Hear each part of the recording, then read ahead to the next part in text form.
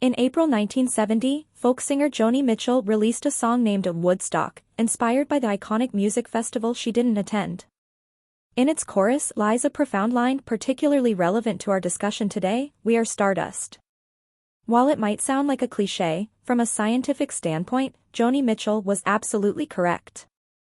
We are indeed made of stardust, the cosmic dust that existed in the cloud which collapsed to form our solar system. Every atom in our bodies once floated in the vast expanse of space. For the solar system, something triggered this primordial cloud, infusing it with life-giving elements. So, what ignited this transformation? It was an explosion, one tied to the chaotic mechanisms driving the evolution of stars in galaxies.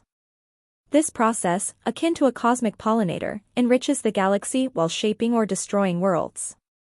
That explosive force is called a supernova. What is a supernova? The term supernova was coined in the 1930s as an extension of the word nova, which means new in Latin. A nova is a type of stellar event where a binary star system produces a bright, new object that gradually fades. A supernova, while sharing some similarities, is vastly more powerful and catastrophic. Instead of creating a new object, it obliterates the initiating star in a monumental explosion. Supernovae occur in two scenarios: when a massive star exhausts its nuclear fuel, or when binary star interactions cause uncontrolled thermonuclear reactions. Both scenarios result in an apocalyptic explosion that releases immense radiation, spanning radio waves, X-rays, and gamma rays. These gamma rays can wreak havoc on planetary systems within 50 light-years of the blast. Fortunately, our Sun, a lone dwarf star, lacks the mass to explode as a supernova. Only stars exceeding 8 times the Sun's mass can initiate such reactions.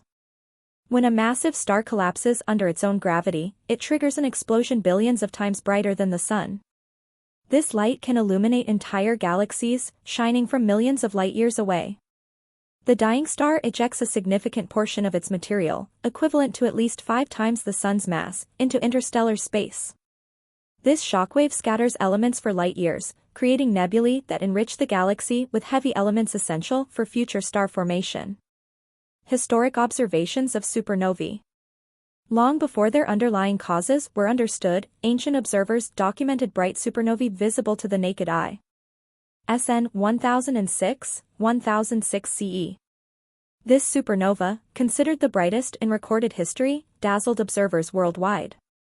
At its peak, it shone over 100 times brighter than Venus, casting shadows at night and remaining visible during the day. Chinese astronomers referred to it as a guest star, and Japanese records describe its bluish-white hue. Modern astronomers have traced its remnant to the Lupus constellation. The Crab Nebula, 1054 CE. Half a century later, another supernova exploded in the Taurus constellation. Though not as bright as SN 1006, it remained visible during the day, catching the attention of Chinese, Korean, and even Central American observers. The remnants of this explosion form the famous Crab Nebula, located about 6,000 light-years from Earth.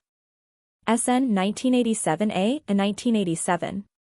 In 1987, a supernova in the Large Magellanic Cloud, a dwarf galaxy just 160,000 light-years from Earth, provided astronomers with an unprecedented opportunity to study these phenomena.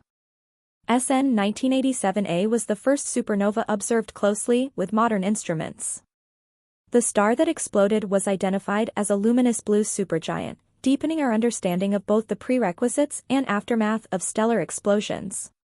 Classifying supernovae. Supernovae are classified based on the presence or absence of hydrogen in their spectral lines. Type I*, no hydrogen in their spectra. Type II*, hydrogen present. These categories are further subdivided based on the light curve and presence of heavier elements. This classification system was introduced in the 1940s by physicists Fritz Zwicky and Rudolf Minkowski. Type II supernovae, core collapse supernovae. Type II supernovae occur when massive stars exhaust their nuclear fuel. Stars like the Sun fuse hydrogen into helium but stop at carbon due to insufficient mass. However, stars over 8 times the Sun's mass continue fusing heavier elements like oxygen, neon, silicon, and ultimately iron. When the core becomes dominated by iron, fusion ceases to produce energy. Without the outward pressure from fusion, the star collapses under gravity. The collapse halts abruptly when the core's density reaches that of an atomic nucleus, creating a neutron star or, if sufficiently massive, a black hole. This sudden stop triggers a shockwave, amplified by neutrinos, ghost-like particles created during the collapse. These neutrinos deposit energy into the star's outer layers, driving an explosion that releases heavy elements like carbon, oxygen, and iron into space. Types of core collapse supernovae. Core collapse supernovae are further divided into subtypes. Type 2p, plateau, exhibits a period of steady brightness before dimming. These are the most common. Type 2l, linear, features a steady decline in brightness after the peak. Type IIb** displays weak hydrogen lines due to a depleted hydrogen shell. Type IN** occurs in stars exploding within dense clouds of their own expelled material. Type 1 supernovae. Type 1 supernovae lack hydrogen in their spectra and are divided into 3 subtypes. Type Ia** arises from white dwarfs in binary systems undergoing runaway thermonuclear reactions. Type Ib** lacks hydrogen but contains helium, originating from massive Wolf-Rayet stars. Type Ic** lacks both hydrogen and helium, occurring in more evolved Wolf-Rayet stars stripped of their lightest elements. Supernovae are not just cosmic fireworks, they are life-giving events. By scattering heavy elements into space, they create the building blocks for stars, planets, and even life itself. As Joni Mitchell sang, "We are stardust, and thanks to supernovae, we can embrace the profound truth of that statement."